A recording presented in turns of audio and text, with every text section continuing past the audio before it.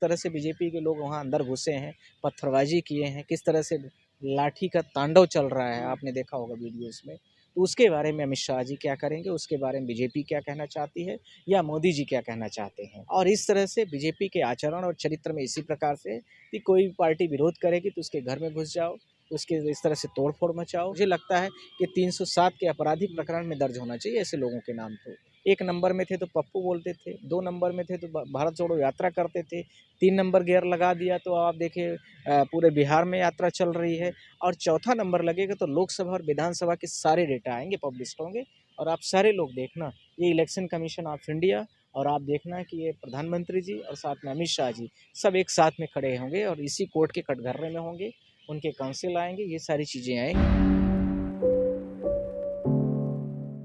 एक समय के बाद में आपकी सबकी क्रेडिबिलिटी बन जाती है कि आदमी जो बोलेगा वो ईमानदारी से बोलेगा। वैसे ही थोड़ा-सा उदाहरण मैं बोल दूँ, महाभारत में जैसे बोला जाता था कि धर्मराज हैं, यदि वो कुछ भी बोलेंगे तो सही बोलेंगे।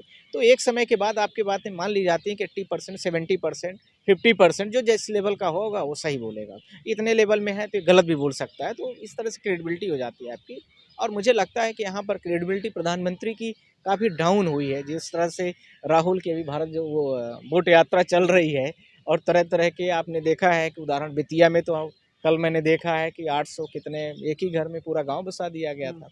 इस तरह से भी चीज़ें हो रही हैं। लेकिन वोटर अधिकार यात्रा को लेकर के जिस तरीके से राहुल गांधी और तेजस्वी यादव लगातार हमलावर हो रहे हैं बीजेपी पर और सीधे-सीधे कहा जा रहा है कि वोट चोर गद्दी छोड़ इस तरीके के नारे लगाए जा रहे हैं, तो वहीं पर बीजेपी कह रही है कि लगातार ये जो आक्रामक होना जो राहुल गांधी का दिखा रहा है, उनका भाषा की मर्यादा घट रही है और देश के करोड़ों लोगों का वो जो है अपमान कर रहे हैं जब वो उनके मंच से गालियां दी जाती है प्रधानमंत्री की मां को लेकर के। आपको क्या लग रहा है कि प्रधानमंत्री की मां को गालियां जो उनके मंच से दी गई ऐसा जो आरोप लगाया जा रहा है, क्या वजह हो सकती है, कौन होगा जो उसने गाली दी होगी? मैं आपके माध्यम से इस बात को स्पष्ट करना चाहता हूँ, कोई भी इतना बड़ा लीडर हो या छोटा लीडर हो, कोई भी कभी भी पॉलिटिकल व्यक्ति कभी भी नहीं अलाउ करता कि हमारे मंच से कोई अभद्रता हो या कोई भी मिसबिहेव करे।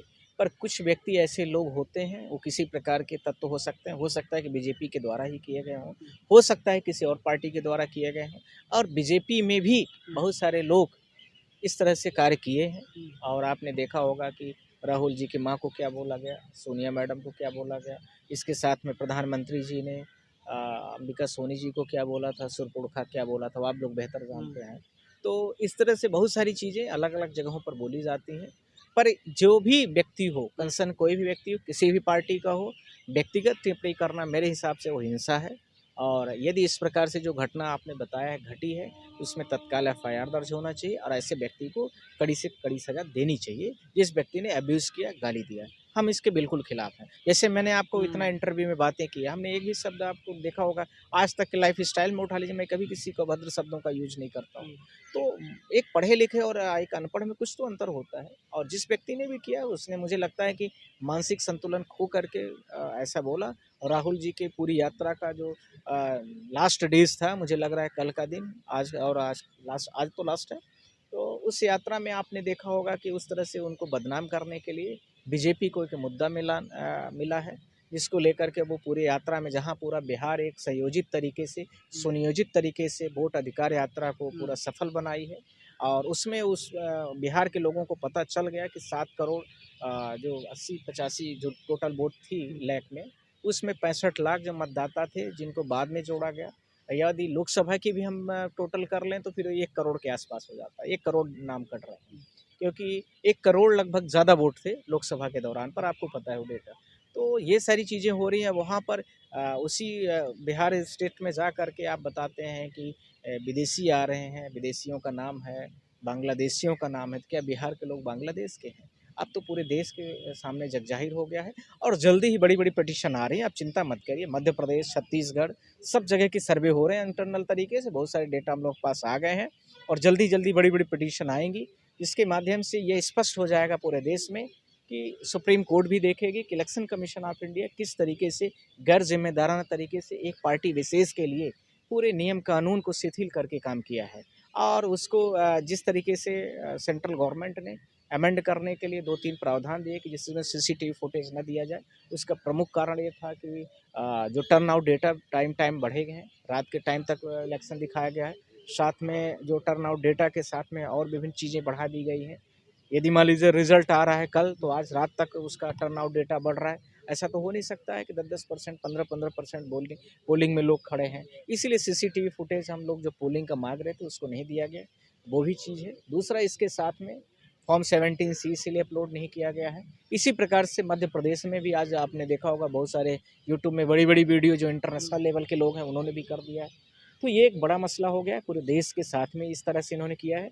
इसीलिए बोलते थे पूरे देश में कि हम 40 साल तक हमें कोई भी पार्टी अभी हटा नहीं सकती है सेंट्रल से। मुझे लगता है कि अब 40 साल तो बहुत है, अब 40 महीने भी नहीं, अब 4 महीने रह लें, बहुत बड़ी बातें होंगी, क्योंकि पिटीशन बड़ी-बड़ी आ रही हैं और इसमें पूरे देश को अब सब पता चलेगा। लेकिन वोटर अधिकार यात्रा का मामला लग रहा है आपको भटक गया, क्योंकि अब अमित शाह का जब बयान आ गया इस तरीके से कि अब जितना ही वो प्रधानमंत्री को गाली देंगे राहुल गांधी जी, उतना ही उनका कमल खिलेगा। इस तरीके के जब बयान आ रहे हैं तो एक तरीके से चुनाव में इसी मुद्दे को भुनाया जाएगा। और अभी भी आज ही कांग्रेस उस पे मुख्यालय पे जो कांग्रेस के ऑफिस पर जो है तोड़फोड़ की गई है और वहाँ पर तमाम कार्यकर्ता पहुँचे थे बीजेपी के। कल भी प्रदर्शन होने वाला है बहुत बड़ा इस चीज़ को लेकर के।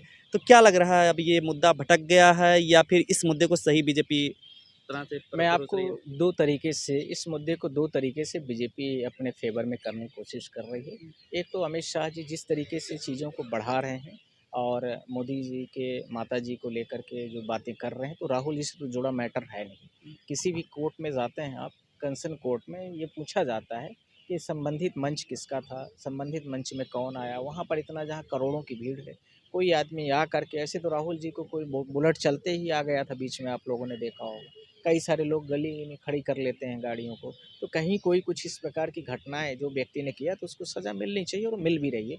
मुझे लगता है उसको अरेस्ट भी कर लिया गया है, पहली बात। दूसरी बात, अमित शाह जिस प्रकार से बातें को कर रहे हैं कि राहुल गांधी ने